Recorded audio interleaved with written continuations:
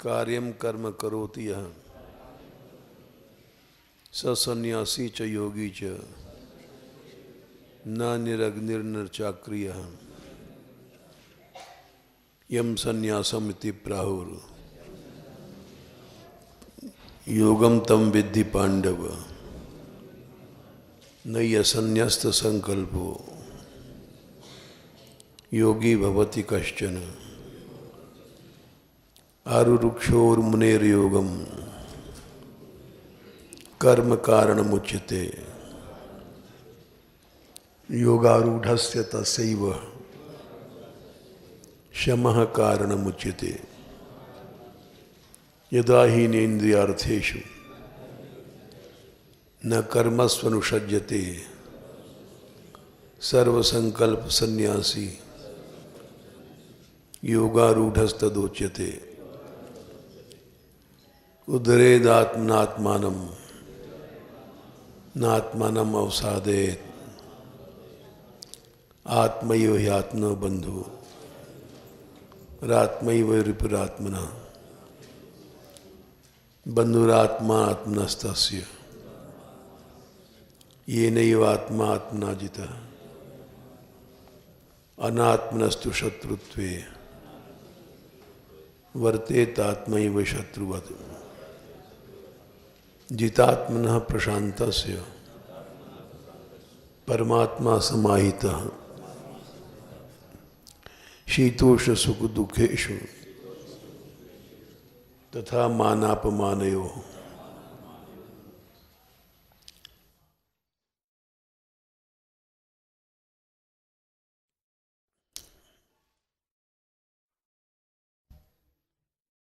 ये पाठ चला अभी तक। इस अध्याय का नाम आत्मसंयम योग है। हमने पहले बताया था हर अध्याय का नाम है किसी विशेष कारण से। उस अध्याय में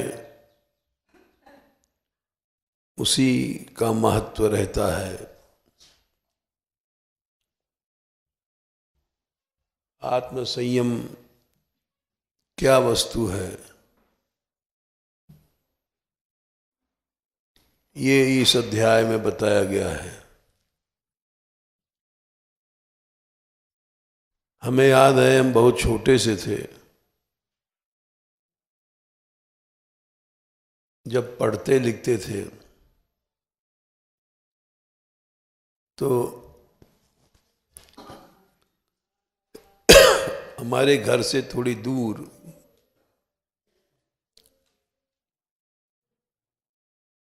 एक सन्यासी मंडल था जो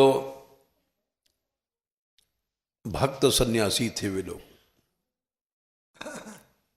शुष्क सन्यासी नहीं, भगवत भक्ति में उनका मन था। वो लोग कीर्तन करते थे। भक्त जो भी होगा वो कीर्तन करेगा ही। तो उस समय हम ज्यादा तो समझते नहीं थे,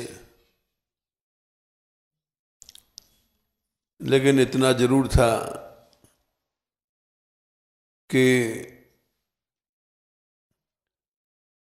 एक वाक्य उनके यहां लिखा था दीवाल पर,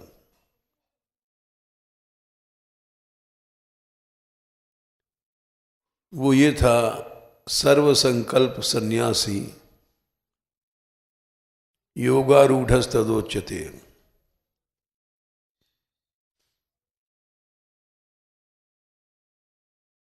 वो बार बार पढ़ते पढ़ते याद हो गया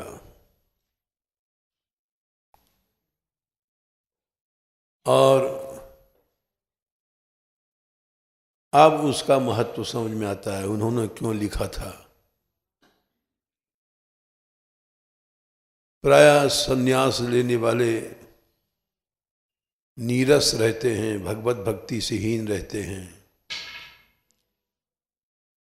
वेदांत चर्चा करेंगे चैतन्य महाप्रभु के समय में भी शुरू में सार्वभौम भट्टाचार्य ऐसे ही सन्यासी थे। उनको लोग मायावादी कहते हैं और प्रायः महाप्रभु जी परिहास भी करते थे उनसे। लेकिन महाप्रभु जी के मिलने के बाद उनका शुष्क सन्यास चला गया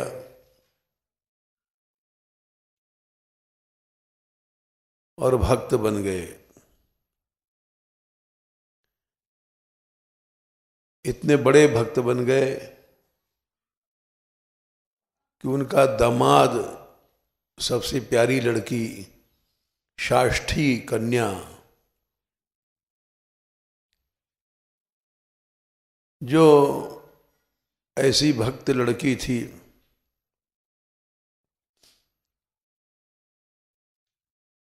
जिसको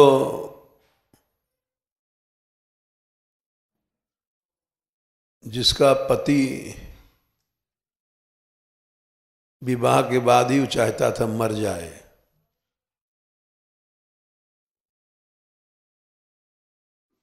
क्योंकि उसने एक दिन देख लिया था महाप्रभु जी को भोजन करते। महाप्रभु जी भोजन करते थे तो भक्त लोग अनेक वस्तु में ला करके रखते थे कि हमारा ये पालें, हमारा कुछ पालें। तो बहुत सी सामग्री हो जाती थी और महाप्रभु जी सबके प्रेम के कारण थोड़ा थोड़ा सबको ले लेते थे। वो यद्यप सार्वभौम जी भोजन करते समय किवाड़ बंद रखते थे, क्योंकि नया व्यक्ति देखेगा, आलोचना करेगा, जो भावहीन है। लेकिन वो जाने कहाँ से आ गया उस दिन, और उसने कहा, अरे इतना भोजन, सन्यासी होकर के इतना भोजन करते हैं। निंदा करने लग गया। सार्वभौम जी डंडा लेके मारने दौड़े, वो मार ही देते। और वो तो छोड़ो, स्वयं शाष्ठी सोच रही है कि ऐसा पति मर जाए तो अच्छा है, और उसकी मां भी।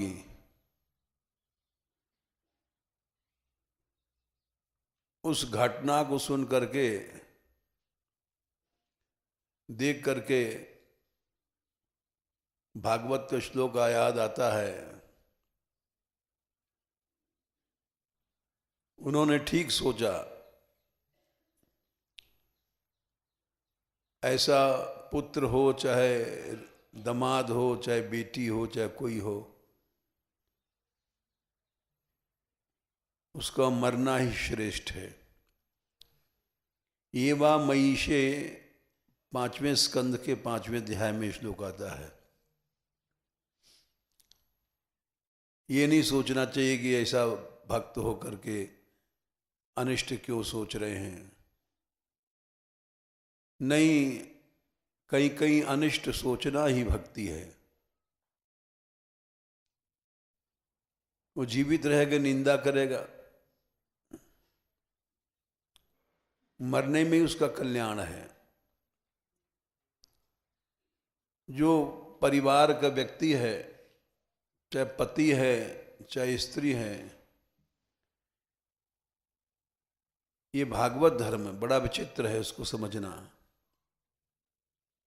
ये वा मयिषे कृत सौहृदार्था,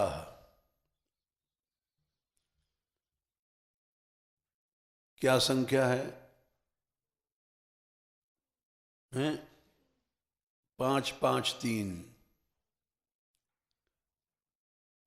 जिन लोगों ने मुझ में प्रेम किया है, ये वा मयिषे कृत सौहृदार्था, वे जनेषु देहम भरवार्तिकेषु, उस संसार के और लोगों में जो देहम भर हैं, केवल शरीर का पोषण कर रहे हैं, खा रहे हैं, पी रहे हैं, शरीर पुष्ट रहे, इस लक्ष्य से खाते हैं। अथवा गृहेषु जायात्मजराति मत्सु, घरों में आसक्ति रखते हैं। जाया हमारी स्त्री है, आत्मज बेटा है, राति मत्सु धन से संपन्न घर है। न प्रीतियुक्ता, उसमें प्रेम नहीं होता उनका। रहते हैं जरूर, लेकिन प्रेम नहीं होता उनका कि हमारी स्त्री है, हमारा बेटा है। प्रेम अगर वहां है तो भगवान में नहीं है।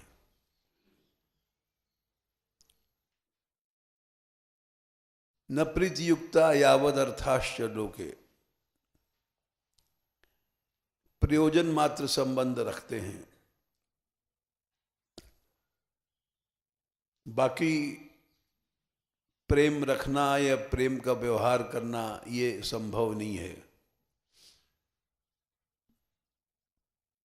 अपनी स्त्री है, बहुत प्रिय है, बेटा बहुत प्रिय होता है, बेटा बहू ये सब संसार है, इसमें प्रेम है तो भगवान में नहीं है। तो ये अगर उधर है तो इधर प्रेम नहीं है।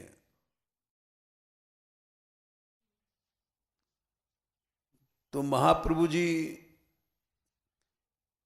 का आलोचक था वो अमूल दमाद, छोटी सी बात को आलोचना करता था।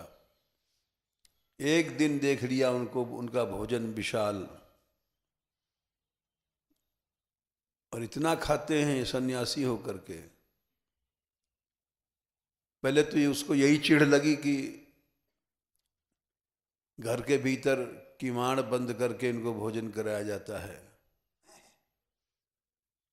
जो शक्की दिमाग होता है वो तो हर जगह दोष दृष्टि देखता है और पागल हो जाता है, भक्तापराध छोड़ता नहीं है। इस गांव में भी कई लोग ऐसे हैं जो पागल हो गए हैं भक्तापराध के कारण। हमारे यहाँ भी एक जो आत्महत्या करने कहते हैं, वो भी पहले ऐसी जगह मोरकुटी में रहे जहाँ निंदा ही निंदा होती थी। तो वो उन्होंने किया और सुना तो उसका प्रमाण है, जीवन ही नष्ट हो गया। और यदि विशेष दया न किया जाए तो वो मर ही जाएं। एक दिन यहाँ छत पे कूदने गए थे तो भक्तापराध हमने देखा है कि वो जीवन, किसी भी जीवन में उसको सुखी नहीं रहने देगा। वो मर भी जाए तो भी उसको सुख नहीं मिलना है। वो जिसको भक्तापराध से बचाव करना नहीं आता, वो अनंत काल के लिए नष्ट हो जाता है। सुनु सुरेश उपदेश हमारा, इंद्र से कहा था गुरु वशिष्ठ ने, ये हमारा उपदेश है, राम ही केवल भगत प्यारा।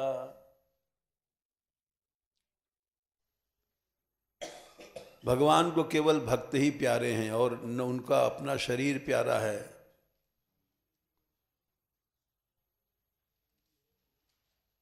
मानत सुख सेवक सेवकाई, उनकी सेवा करो तो अपनी सेवा को सेवा नहीं मानते, भक्तों की सेवा करो तो उसको तो मान लेते हैं। और सेवक बैर बैर अधिकाई, सेवक से बैर करोगे तो अधिक बैर मान लेंगे। और यही होता भी है, राग द्वेष की प्रकृति होती जीव की। हमारे यहाँ बहुत से लोग आए और वो यहाँ रहे मानगढ़ में, शुरू में सम्मान था उनका, संत था, लेकिन वो राग द्वेष कर बैठे। राग द्वेष के बाद उनका निजी सत्संग भी नहीं चल पाया जिसके लिए उन्होंने राग द्वेष किया था। उधर से भी गए, इधर से भी गए, चारों तरफ से चले गए।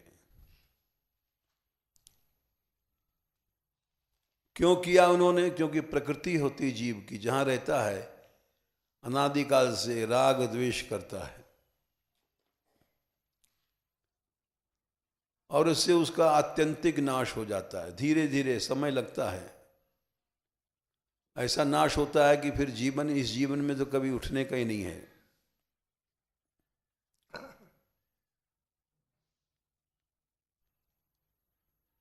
इसीलिए मनुष्य को ये सब समझ बूझ के चलना चाहिए। हम जहाँ रहते हैं भक्तों में राग द्वेष न हो जाए। राग द्वेष क्यों होता है? कि हम अपना प्रभाव चाहते हैं, हमारे कंट्रोल बना रहे। ये वासना जीव को नष्ट कर देती है और प्राय इसी वासना में बहुत से लोग यहाँ आए रहे, बहुत आगे चले, बहुत बढ़े आगे, इतना तक कि यहाँ के मालिक ही बन गए थे। लेकिन हम शून्य भी नहीं रहे।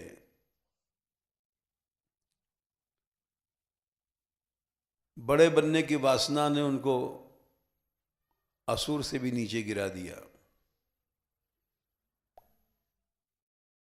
इसलिए मनुष्य जहां रहता है बड़ी सावधानी से रहना चाहिए। हम कल समझा रहे थे लोगों को,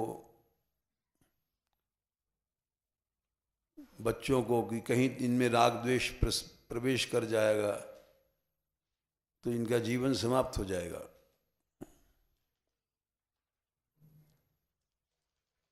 और जरा सी भूल से राग द्वेष आ जाता है।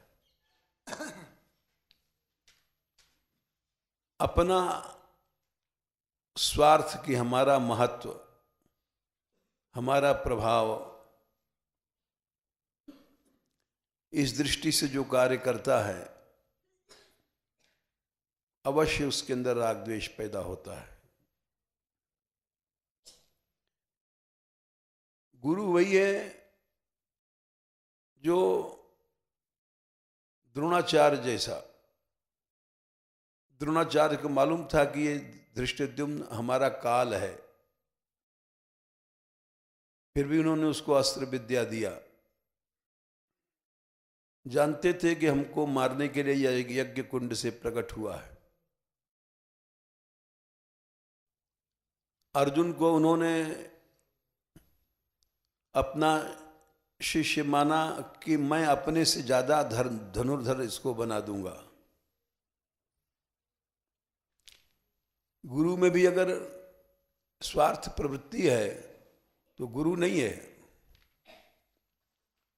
गुरु तो ऐसे ही चाहे जो हमसे ज्यादा ही आगे बढ़े। अर्जुन को उन्होंने इसी तरह से शिक्षा दिया कि हमसे आगे जाए। उसी का नाम गुरु है और भक्त है। भक्त का पहला लक्षण है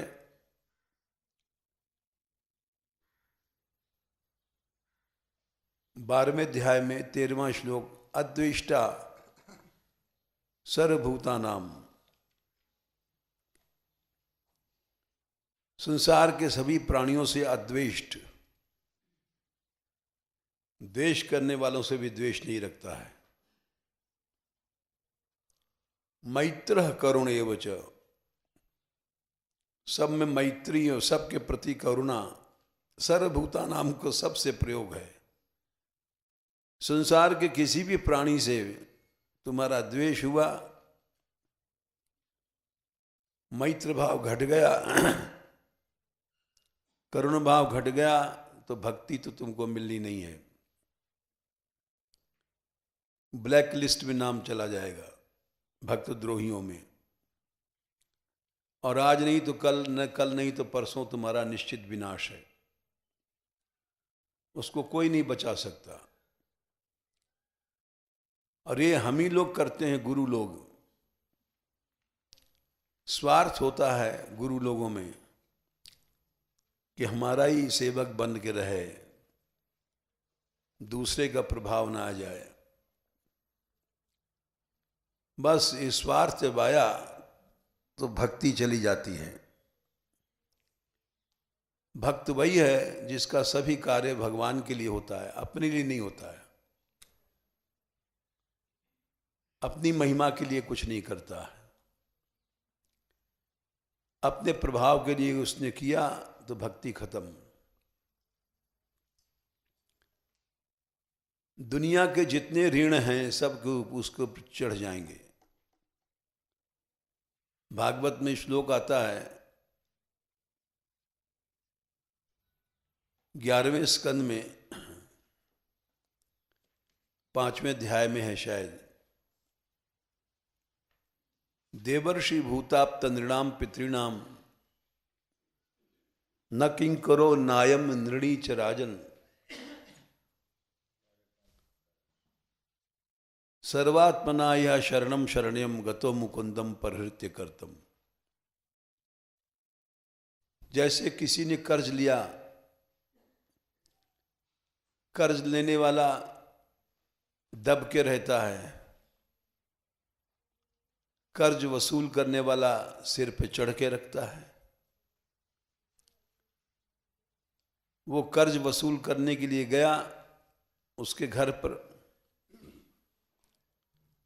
हाथ पांव जोड़ दिया, महाराज कुछ दिन रुक जाओ, तो रुक जाएगा। और अकड़ गया तो कहेगा अभी पैसा लाओ, नहीं हम इतना ब्याज जोड़ेंगे, ये करेंगे वो करेंगे। तो कर्जदार को दब के रहना पड़ता है।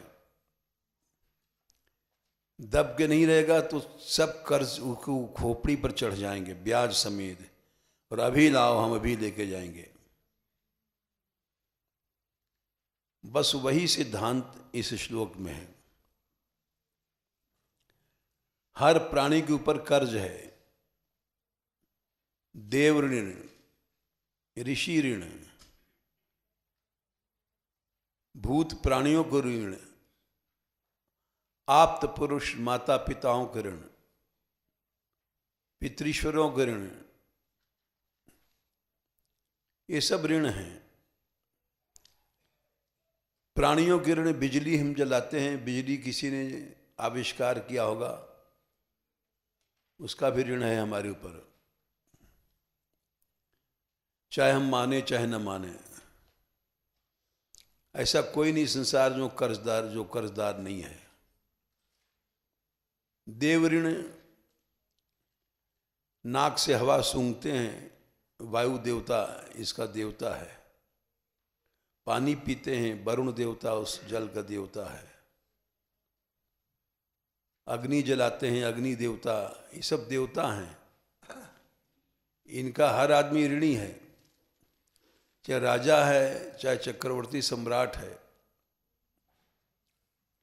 ऋषि ऋण, जितना ज्ञान हमको मिल रहा है ऋषियों के द्वारा, ग्रंथों से, भागवत गीता, ये सब ऋषि ऋण के अंदर आते हैं।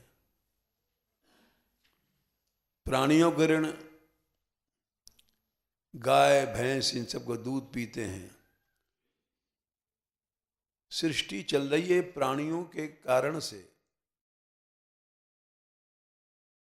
हर प्राणी का संसार में महत्व है। सर्प है, वो भी बड़ा कल्याणकारी है। वो वायुमंडल से दूषण को खींच करके विष बनाता है, इसलिए सर्प की पूजा होती है। सर्प वायु को शुद्ध करता है। बस हम लोग चिढ़ते हैं, काट लेता है तो आदमी मर जाता है, लेकिन वैसे वो सृष्टि का हितकारक है। सर्प की पूजा क्यों होती है हमारे यहाँ? इसीलिए होती है कि सर्प वायु को शुद्ध करता है। हर प्राणी का सृष्टि में महत्व है। ये कबूतर उड़ते हैं, इनका भी महत्व है। इनकी पंखों से जो हवा निकलती है वो लकवा अकवा को फायदा करती है। नहीं, वायु में इतना दूषण है कि आदमी लकवा भी मर जाए। तो हर प्राणियों का सृष्टि में महत्व है, उनका ऋण है हमारे ऊपर। भूत आप्त, आप्त माने बड़े पुरुष, महापुरुष, इनका ऋण है। पितृणाम, माता पिताओं का ऋण है। कितने प्रकार के ऋण हो गए? देवर्षि भूताप्त नृणाम पितृणाम, ये छह ऋण, देव, ऋषि, भूत, आप्त पुरुष, पितृणाम माता पिता और अन्य पुरुषों का ऋण, ये छह ऋण हर व्यक्ति के सिर पर हैं। और वो ये ऋण उसको सता नहीं सकते जब वो भगवान की शरण में चला जाता है। न किंकरो नायम नृणी च राजन, कर्ज माफ जब भगवान की शरण में चला गया। और भगवान की शरण में नहीं है तो छह कर्ज उसके खोपड़ी पर चढ़ बैठेंगे और उसको नचा देंगे। जब वो अपने लिए कर्म करता है, अपने स्वार्थ के लिए करता है कि हमारी सत्ता बने, हमारा रंग रहे। एक गवैया गाता है कि हमारा गाना जम जाए। एक भाषण करने वाला बोलता है कि हमारा रंग हो जाए। सर्वात्मना या शरणम शरणम गतो मुकुंदम परहृत्य करतम। मुकुंद भगवान में शरण गया कब? परहृत्य करतम, अपना कर्तृत्व छोड़ करके कि मैं कर रहा हूं। ये बहुत कठिन है। अपना कर्तृत्व, हम कर्म कर रहे हैं और हमारे अंदर मैंपन न पैदा हो, ना होवे, ये बहुत कठिन है। प्राय हर आदमी यही सोचता है कि हमने इतना इसके साथ किया, इसको इतना पढ़ाया लिखाया या सहायता दिया। ये सब बातें पैदा होती रहती हैं हर प्राणी में, तो भगवान से दूर चला जाता है। और हमारे यहाँ ही ऐसी घटनाएं घटी यहाँ यद्यप हम सावधान करते रहते हैं सब लोगों को, लेकिन यहाँ कुछ लोग ऐसे आ गए थे जो अपना सत्संग अलग चलाने लग गए। हमने रोका नहीं, क्योंकि हम क्यों रोकें? हमारे अंदर स्वार्थ नहीं होना चाहिए कि तुम हमारे पास बैठो या हमारी कथा सुनो, हमारी गर्ज पड़े बैठो नहीं चले जाओ, हमें क्या तुमसे लेना देना। लेकिन उन्होंने अपना स्वार्थ यहीं शुरू किया, और ये सब लोग जानते हैं। वो नीचे एक कोठरी है, उसमें उन्होंने सत्संग शुरू किया। उसी सत्संग के समय पर उनका सत्संग चलता था, ताकि ऊपर कोई न चला जाए सत्संग करने। हम बोले कुछ नहीं, समझ गए कि इसका विनाश का रास्ता शुरू हो गया। जब ये अपने सत्संग का समय बदल सकता है, तुमको बहुत सत्संग का समय है देने के आगे पीछे, जानबूझ करके ऐसी समय पर रखना कि वो दूसरे सत्संग में न जाए, तो ये स्वार्थ है। और स्वार्थ से जो कर्म करता है भगवान से विमुख हो जाता है। परहृत्य कर्तम, भगवान तो कहते हैं तुम जो कुछ करते हो वो मेरे लिए करो। यत् करोषि यदश्नासि यत् जुहोषि ददासि यत् तपस्यसि कौन्तेय तत् कुरुष्व मदर्पणम। अपने लिए करोगे नष्ट हो जाओगे। जीव की प्रकृति है कि स्वार्थ लाग कर ही सब प्रीति, सुर नर मुनि सब ही के रीति। तो बेचारे उनका ऐसा सर्वनाश हुआ कि वे कहीं के नहीं रहे। तो इसलिए मनुष्य भगवान की शरण में चलते चलते भटक जाता है, अपने लिए काम करने लग जाता है, हमारी सत्ता बनी रहे। क्यों करता है? अनादिकाल का अभ्यास है, पुराना अभ्यास है हम लोगों का, वो गिरा देता है। इसलिए भगवान ने कहा, बात वहां से चली थी, सर्व संकल्प सन्यासी, हमने बचपन में पढ़ा था। सन्यासियों के आश्रम में जाते थे हम कीर्तन करने। ये अब भी वो मंडल होगा, तुम तो इलाहाबाद जाते हो कथा कहने, लूकरगंज में अभी है मंडल। हाँ अच्छा, हमारे जमाने में था। हाँ वो समय थे ही नहीं वे, तो वो लोग भक्त सन्यासी थे हैं। हाँ अब मुश्किल है, 60 साल हमको यही हो गया है। 60 साल में तो बहुत से लोग, पीढ़ी बदल जाती है। और वो तो बुढ़े ही थे बेचारे लोग।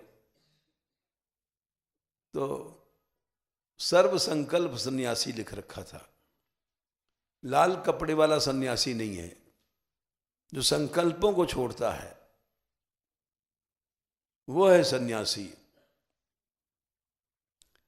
भगवान ने इस बात को कई जगह कहा है, 6/2 में भी कहा है, नहीं असन्यस्त संकल्प योगी भवति कश्चन।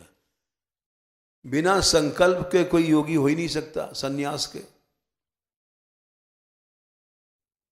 सन्यास के बिना योगी नहीं हो सकता, और योगी के बिना सन्यास नहीं हो सकता। दोनों बातें भगवान ने कही हैं, दोनों उल्टी बातें हैं। 5वें अध्याय में मिला लो, दोनों वाक्य एकदम उल्टे हैं। 5:6 संन्यासस्तु महाबाहो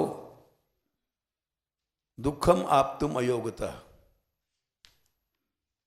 हे महाबाहो अर्जुन, सन्यास बिना योग के नहीं मिल सकता। दुख मन कष्ट है मिलना। 5 के 6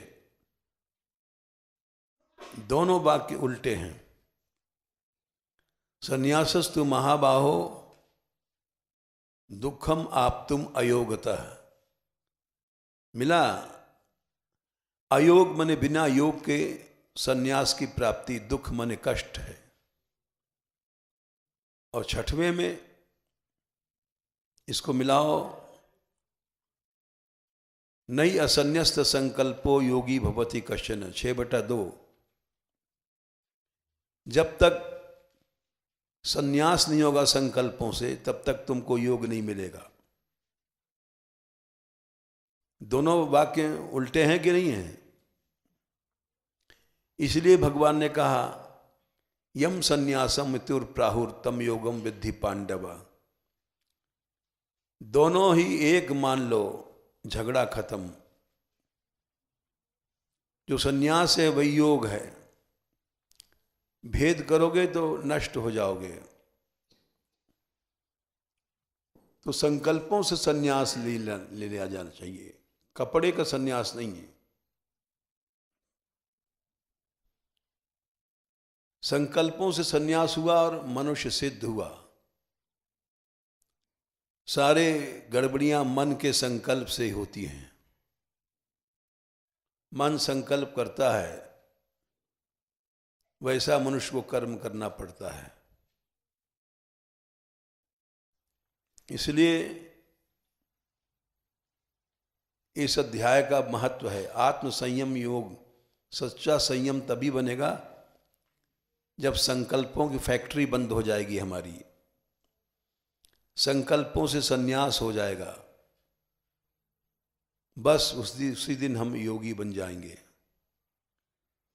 नई असन्यस्त संकल्प योगी भवति।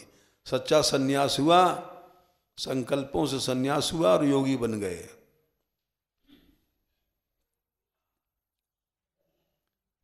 इसलिए आत्म संयम योग इस अध्याय का नाम है। सच्चा आत्म संयम कब है? जब मन की फैक्ट्री बंद हो जाए, संकल्प विकल्प करता रहता है मन, उल्टे सुल्टे सब प्रकार के नचाता है। कल हमने ये बात कही थी कि मनुष्य अपना उद्धार स्वयं करता है। ये भगवान ने कहा उद्धरेद आत्मनात्मानम नात्मानम अवसादेद। बोले अपने से अपना उद्धार स्वयं करना चाहिए, अपना नाश नहीं करना चाहिए। ये क्यों कहा? कि भगवान ने कर्म करने की स्वतंत्रता दे रखी जीव को। क्यों दे रखी है?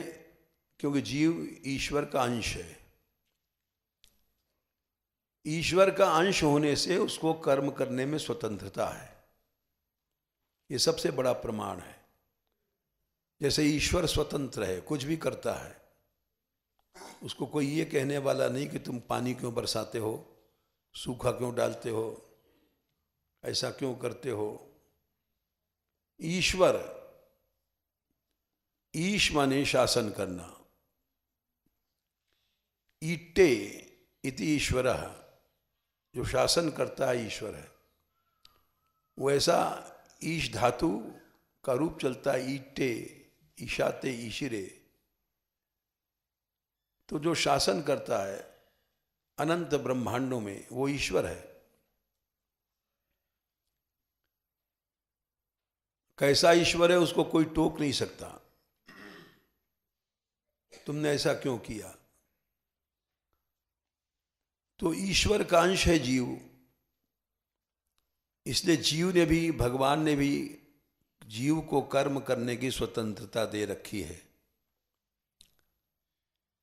हर आदमी चाहे सत्संग करे चाहे न करे, उठ के चला जाए। देखा जाता है हर आदमी स्वतंत्र ही है। मन लगा बैठे और नहीं मन लगा चल दिए। शासन मानना ही भक्ति है। शासन, शिष्य माने क्या होता है? शासितुम योग्य शिष्य। जिस पर शासन किया जा सकता है वो शिष्य है। जो शासन नहीं मानता वो शिष्य नहीं है। दूसरे अध्याय में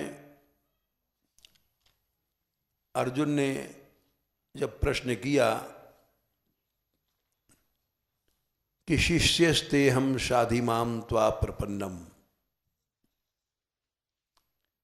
हे कृष्ण मैं तुम्हारा शिष्य हूं, तुम शाधि हमारे ऊपर शासन करो, हम तुम्हारी शरण में आए हैं। 2/7 कार्पण्य दोषोपहत स्वभाव पृच्छामि त्वाम धर्म सम्मूढ़ चेता यत् श्रेयस्या निश्चितम ब्रूहि तन्मे। जो कल्याण की बात है वो हमसे आप कहिए। क्यों कहें? शिष्यस्ते हम, मैं तुम्हारा शिष्य हूं। बोले कैसे माने? शाधि, शासन करके देखो। शाधि ये लोट लकार मध्यम पुरुष एक वचन, मेरे ऊपर शासन करो। शिष्य का ही लक्षणता है, गुरुदेव आप शासन कीजिए, आज्ञा कीजिए। जो ऐसा भाव नहीं रखता वो शिष्य नहीं है। केवल मंत्र ले लिया हम चेला बन गए, वो शिष्य नहीं है, वो पाखंडी है। शिष्य वही है जो आज्ञा पालन करता है। शाधि, शासन करिए। माम, मुझ पर। बोले क्यों? त्वाम प्रपन्नम, आपकी शरण में हम आए हैं। तो इसलिए अर्जुन ने कहा आप शासन कीजिए। भगवान ने ठीक है शासन किया। और जो शासन मानता है वो शिष्य सबसे प्रिय हो जाता है। सबसे बड़ी गुरु सेवा क्या है? भरत जी ने कहा आज्ञा सम न सुसाहिब सेवा, सुप्रसाद पावे जनि देवा। हे राम, भरत जी ने कहा आज्ञा मानने के समान सेवा कोई दुनिया में न थी, न है, न होगी। जो आज्ञा नहीं मानता है वो शिष्य नहीं है।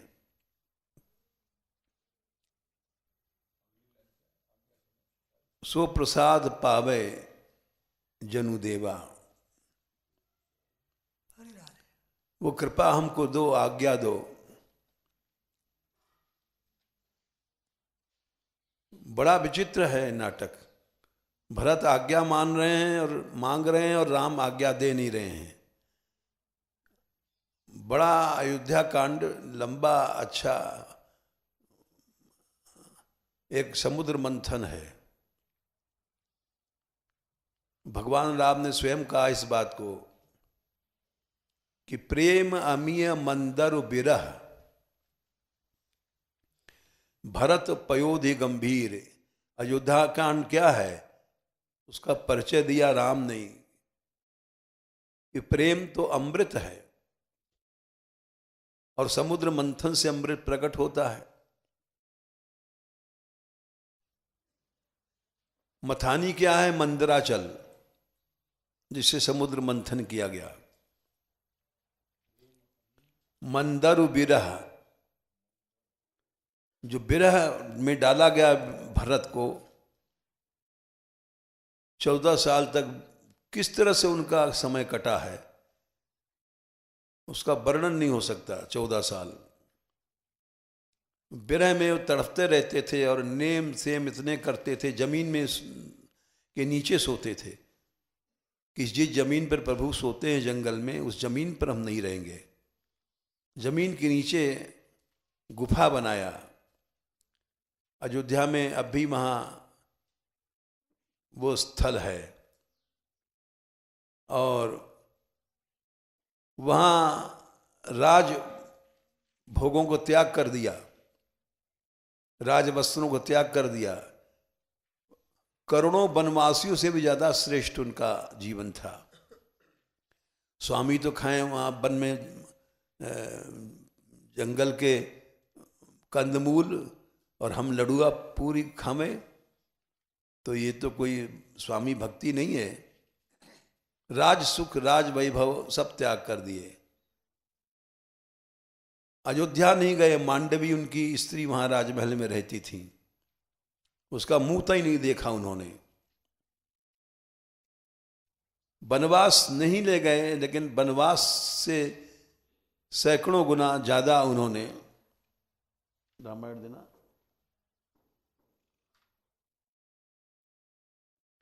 इसलिए अयोध्या कांड को समुद्र मंथन का वो बताते हैं कि भगवान ने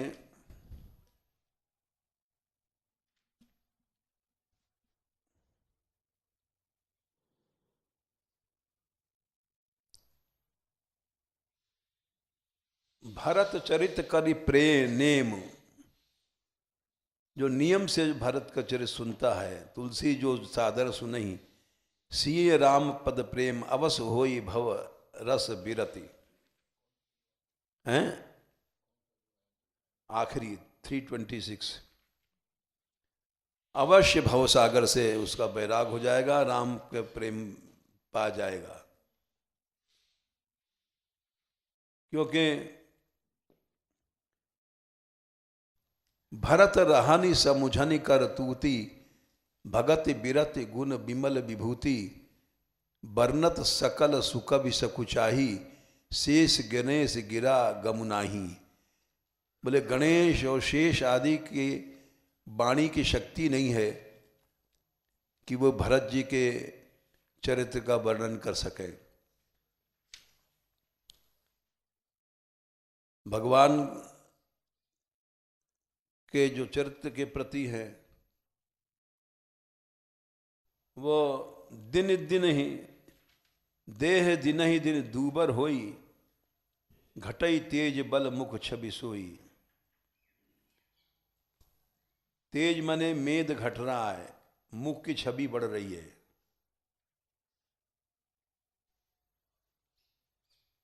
नित नव राम प्रेम पनु पीना, बढ़त धर्म दल मलु न मलीना।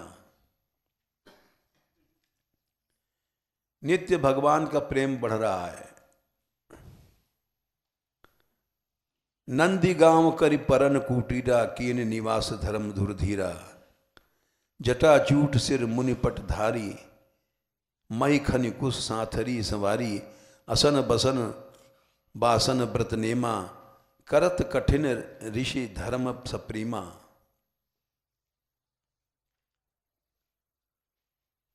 यही प्रसिद्ध चौबाई है, रमा विलास राम अनुरागी, तजत बमन इव जन बड़भागी।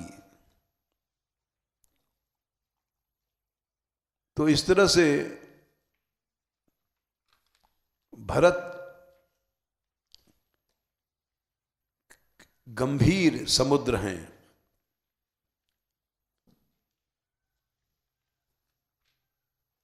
राम प्रेम वो अमृत है, और उसको समुद्र मंथन के बाद प्रकट हुआ। प्रेम अमीय मंदर विरह, भरत पयोधि गंभीर। मथि प्रगटेव सुर साधुहित, कृपा सिंधु रघुबीर। भगवान राम ने उस अमृत को प्रकट किया, विरह की मथानी से मथ करके उस समुद्र को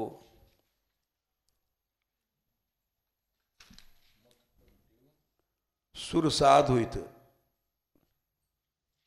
कृपा सिंधु रघुवीर।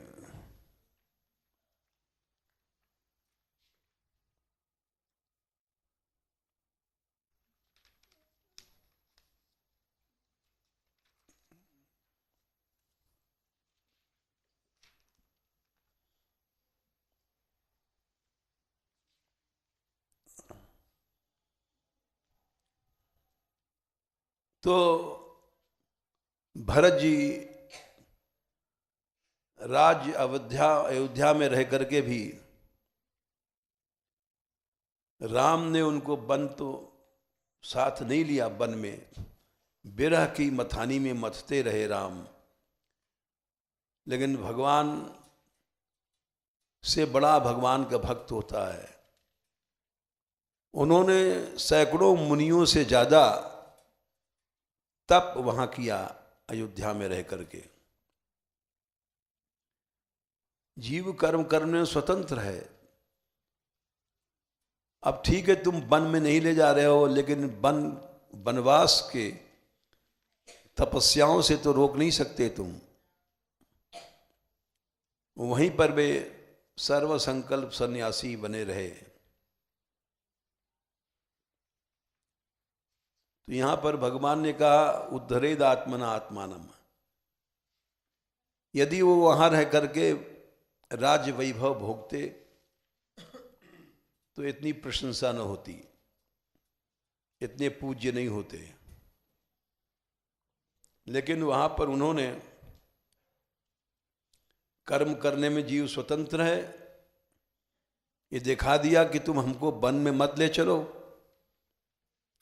लेकिन वन के तपस्वियों से भी अच्छा जीवन हम बिता कर दिखाएंगे। और दिखाया उन्होंने। इसलिए यहां पर उद्धरेद आत्मनात्मानम, ये श्लोक जीव के स्वतंत्रता को बताता है कि ईश्वर अंश है जीव। जीव ही अपना कर्म से उद्धार करता है, कर्म से नाश करता है।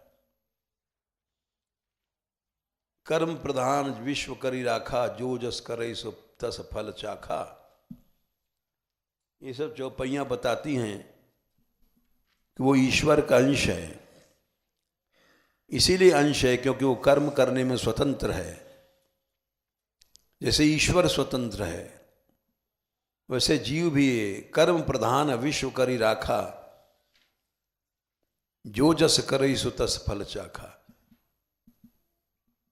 बोले वो फल भगवान नहीं देता है, वो तो 5/14 में फैसला कर दिया कि भगवान कुछ फल नहीं देता है किसी को। न कर्तृत्व न कर्माणि लोकस्य सृजति प्रभु, न कर्म फल संयोगम स्वभावस्तु प्रवर्तते। कर्म फल संयोग भी नहीं देता भगवान कि तुमको दुख दे रहा है, तुमको पाप का फल दे रहा है।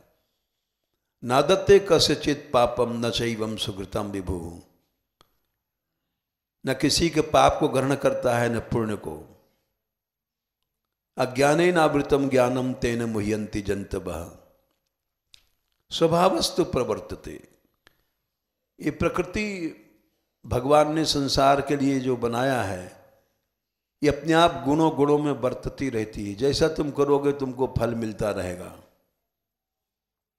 भगवान कुछ नहीं करता। भगवान सहजता कुछ करने से अलग है। भगवान में कर्तृत्व ही नहीं है। न कर्तृत्व न कर्माणि लोकस्य सृजति प्रभु, न कर्म फल संयोगम स्वभावस्तु प्रवर्तते। भगवान कुछ नहीं करता है। वैसे वो देखा जाए तो तुम्हारे कमरे में लड्डू पेड़ा गुलाब जामुन रख दिए जाएं और बंद कर दिया जाए, तुम करोगे क्या? खाओगे? उसका दर्शन थोड़ी करोगे। तो वैसे भगवान धाम में है, रसमय सामग्रियां हैं, उन सब का भोगता है। वो सब ये प्रपंच में क्यों पड़ेगा? कचहरी लगाना और मुकदमा करना, वो एक सवैया है कि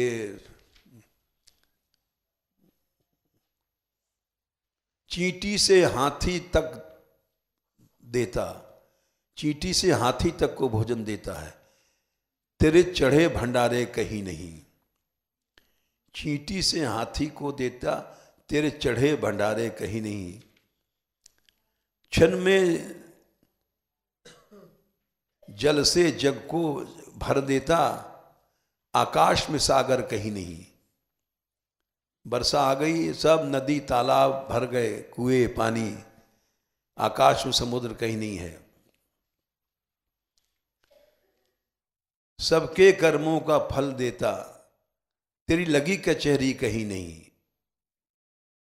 कहीं भी इस भगवान की कचहरी नहीं है कि मुकदमा लग रहा है कि फैसला कर रहा है। तो इसलिए भगवान कुछ नहीं करता है, स्वभावस्तु प्रवर्तते।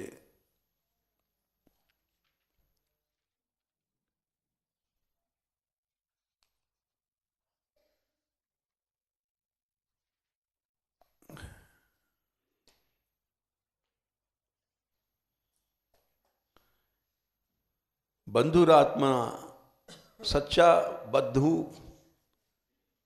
अपना मन है, जो राग द्वेष से रहित होकर के हमको कर्म कराता है।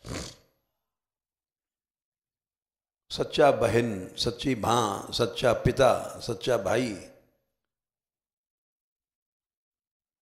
और जब वो राग द्वेष से ग्रसित हो जाता है तो शत्रु बन जाता है। अनात्म में फंस जाता है तो शत्रु बन जाता है। अनात्मनस्तु शत्रुत्वे, वो सबसे बड़ा शत्रु है। जय श्री राधे।